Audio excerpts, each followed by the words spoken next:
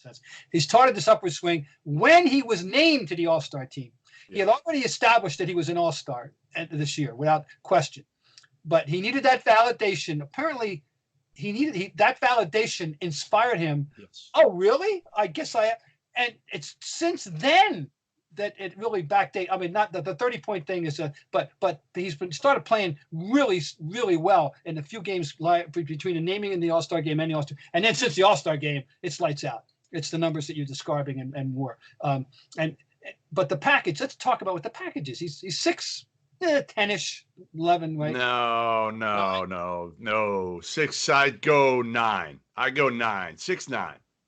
Long though, long arms, lean, great quickness. The thing that distinguished him to us in his rookie year was going to the basket with a tremendous first step, something he got away from last year to a degree.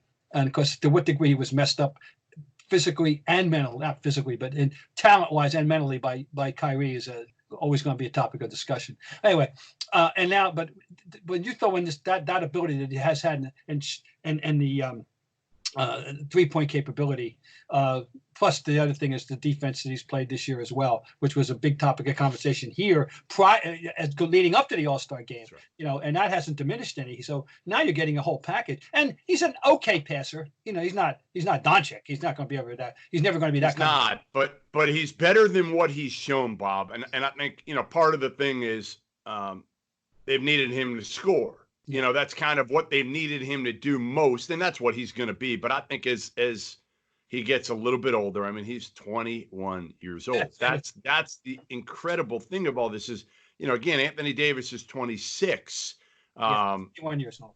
Luka and Tatum, to me, and Zion are going to be the future of the NBA because you've got KD and Steph, LeBron, all in the 30s. So in 4 or 5 years, and Giannis will certainly be there too. And throw in Durant in that when he comes back, he's 30. And so, that's the next wave, the new wave, the next wave of greatness. Here's what I think it was with Tatum. I think he had confidence, but I don't think he had that next level confidence that he was, again, when he got in the All-Star game, it was like, does he really deserve it? Remember, people were having the conversation, should it be him or Jaylen Brown? Right. And now it's kind of a joke. And I always said, people would ask me that question all the time. Well, do you pay the money to Jaylen Brown or Jason Tatum? And I was like, it ain't even close. No. Jason Tatum's got the capability to be a top 5, top 10 player in the NBA for a long time. And I think he's that versatile forward that everybody loves right now in the NBA. Danny Ainge loves even more than most. And again, I think his confidence now, that's the biggest difference. I remember talking to him after he had that game earlier in the season when he went like 1 for 18 with the same level of embracing contact. He almost avoided contact. And he was worried. He was missing shots all around the basket. And then it kind of changed. And once you get that confidence, it's a different ballgame. And I think now he goes out in the court thinking he's the best player on the court. Every time he takes it, we're back even as recently as 2-3 months ago, he was thinking, well, am I even the best player on this team? This is Kemba's team. And he wasn't doing near what he's doing now in terms of just letting the ball loose, shooting the ball, not worried. Yeah. And I think, again, part of it is the confidence, not only from doing this, but also the confidence he's getting from other guys on the team, mainly Kemba Walker. Yeah. Well, and that's the other thing with Kemba, who's missed the last couple of games. They just concluded a very successful road trip, which 3 wins and very easily could have had a 4th in LA. Whether you want to hoot down the Zebras and but they had a chance. They didn't get an offensive rebound off a free throw.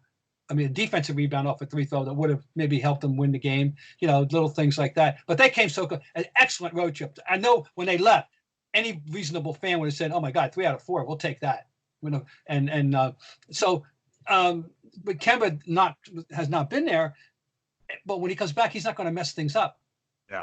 The other guy would have, No, because it's just not the way that's the nature and the difference in the nature of their games as well as their personalities. So it's only good stuff. That's all. Now there is a worrisome little but with the Celtics right now, which is bench production, and they managed to get a little out of Wanamaker last night. But I wish my brother for them at the All-Star break.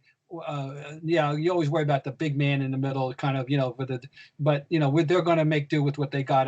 But I would love to have picked up a shooter, some instant offense kind of guy somewhere. I don't care whether he was, 5'11" or 6'11" or doesn't matter what he was, as long as he could shoot. They still they had a couple of games, as you know, this week where the bench production was, I think, 11, horrifying. It was maybe an NBA season low, for people, that bad. And, it had a game. They also had a game where had 4 guys scored 25 points or more for only the second time in the franchise history, because that was concurrent with this bench. Yeah, exactly. No, you're right. Carson Edwards is not the answer. People did. You did. Remember in the preseason how excited you got about Carson? Makes 8 threes, and not only makes 8 threes in 5 minutes of play in an exhibition game in Charlotte. You got to get a little excited. I'm sorry. But if there's ever was a definition of basketball fool's gold, that was it, huh? You've been watching exhibition games for how long, Robert? Come on, in 5 minutes. I thought maybe he's going to be at this part. I really thought he was going to be a part of the mix. Okay. Well, they need to go get maybe somebody who's bought out or waived. Need to get a veteran. I'm not saying this guy necessarily. I saw him actually in Seattle a couple months ago, and he's semi-retired but working out like a Jamal Crawford type. Jamal Crawford, 40 years old or not. I'd like to take a look at him. I would like to wonder what he's got. Because I'm thinking back to 2008 when they picked up, they had Eddie House on that team. I need an Eddie House kind of guy. That's all. If there's an Eddie House kind of guy, that's the level of player you need. Somebody who understands who he is. He's not going to agitate to start. He's going to know what his job is, and he can make shots. Is he out there somewhere still? Is it Jamal Crawford? I don't know. Maybe it is. You got to find a team that, frankly, is playing to